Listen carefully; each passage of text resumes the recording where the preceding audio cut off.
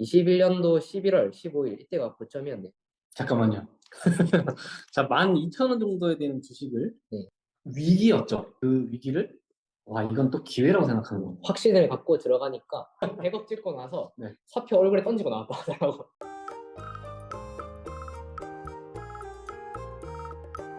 또 다른 분 좀 있을까요? 네, 그리고 제가 또 두 번째로 만난 분은 트렌드 슈퍼게임. 트렌드. 이분은 진짜 어마어마하셨어요. 이분은 네. 또 다른 방면으로 어마어마했는데 네. 그 시장을 잘 읽으세요.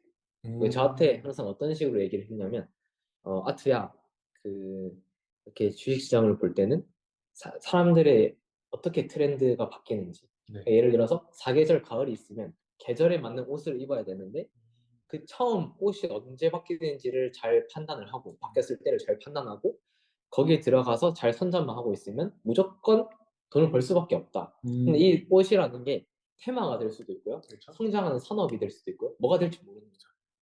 이분은 주식만 하시는 게 아니라 갑자기 지금은 주식할 때가 아니라 코인을 해야 된다면서 제가 같은 사무실에 있었거든요.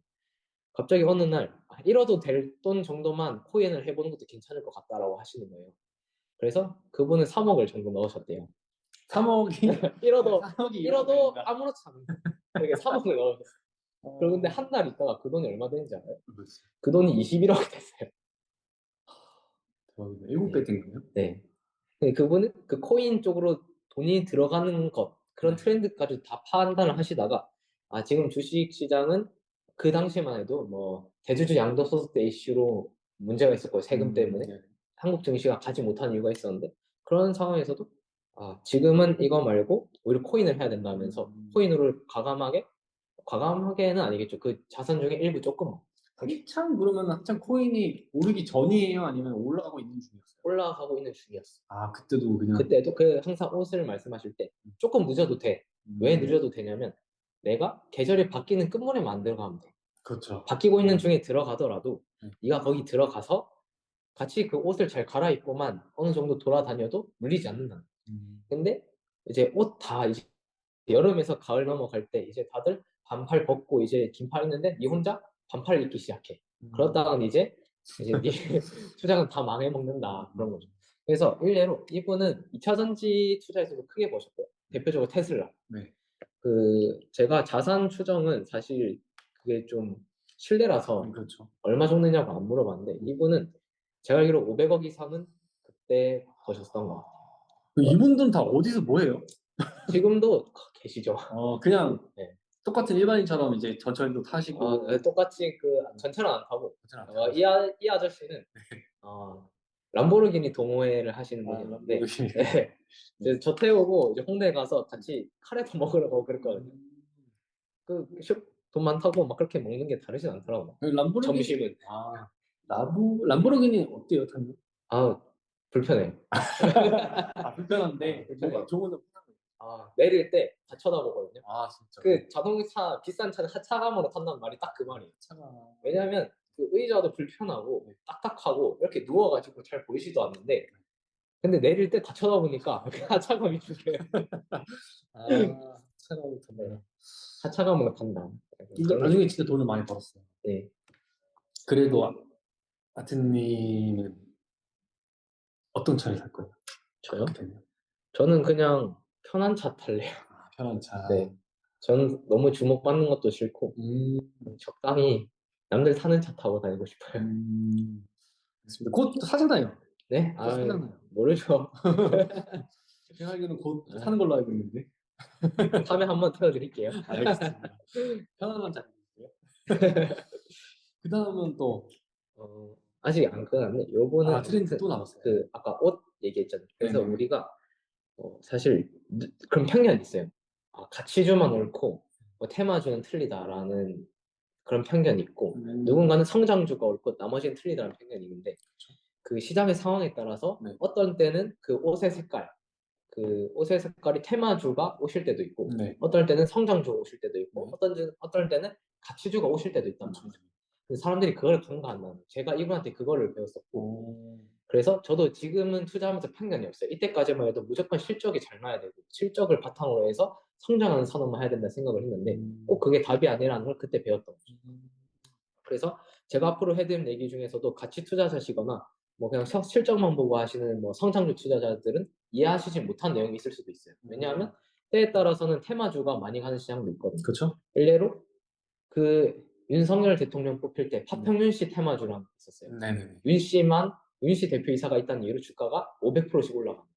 근데 이분은 그때도 갑자기 저한테 윤석열 검찰총장이 되는데 네네.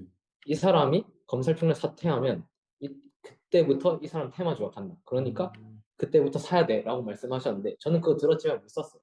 왜냐면 경험한 적이 없으니까. 그렇죠. 근데 그분은 그러고 나서 윤석열 테마주 대장급 된 애들을 싹 다 사주시고 싹 다 사가지고 그 해에 또 윤석열 테마주로 또 자산이 퀀텀 증가했어요. 그 몇백억 있는 상태에서도 더블 이상 자산이 늘어난 거죠. 그런 것도 봐야 되는 거예요. 그래서 우리가 앞으로 할 때 이런 얘기도 나올 수 있다. 그래서 항상 투자는 편견에 갇히면 안 되는 것 같고 그 시장에 맞는 옷 색깔이 무엇인지 우리가 판단을 하고 그거에 맞춰서 투자를 해야 된다.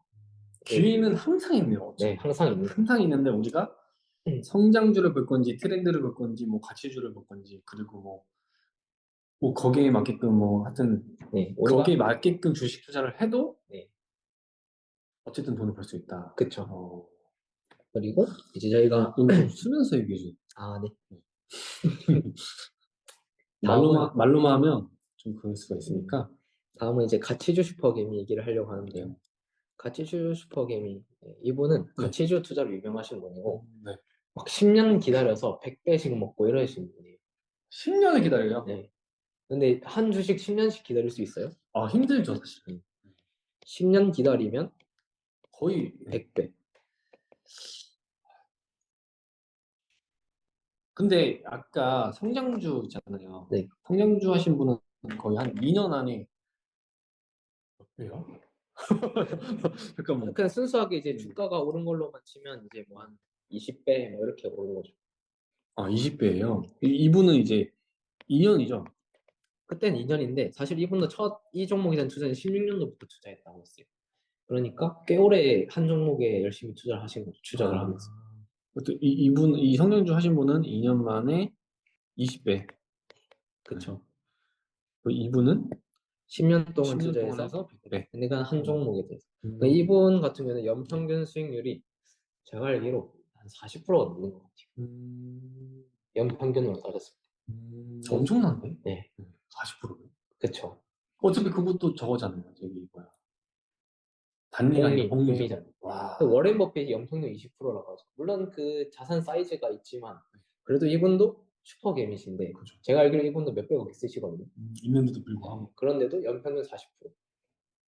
그렇게까지 이제 키워오셨다고 했으니까 이분은 이제 투자 스타일이 가치주. 그러니까 회사가 시가총액이 시총이 예를 들어 뭐 100억이에요. 100억인데 보유한 부동산이 막 1000억 이런 기업들 있잖아요.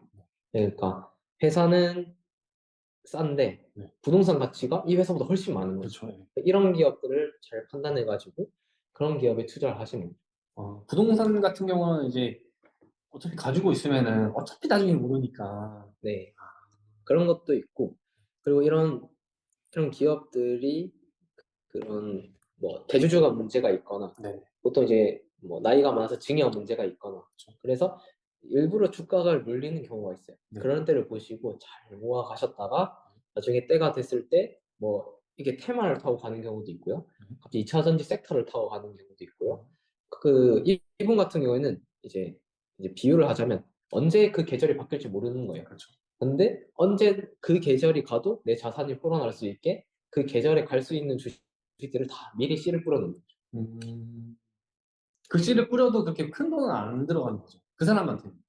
그쵸. 어. 그렇게 해서 공평하게 뿌려두고 근데 그렇게 뿌려두면 뭐 대부분 하락장에서도 그 중에 하나는 급등을 해요. 근데 이분이 투자하시는 거는 급등 한번 하면 기본 100%고 제가 봤던 건 2000%까지 오르는 종목도 봤어요. 네. 2000%요? 네. 아니, 너무 터무니없는 얘기 하면 안 돼. 터무니없는 게 아니고 진짜. 제가 눈으로 봤어요.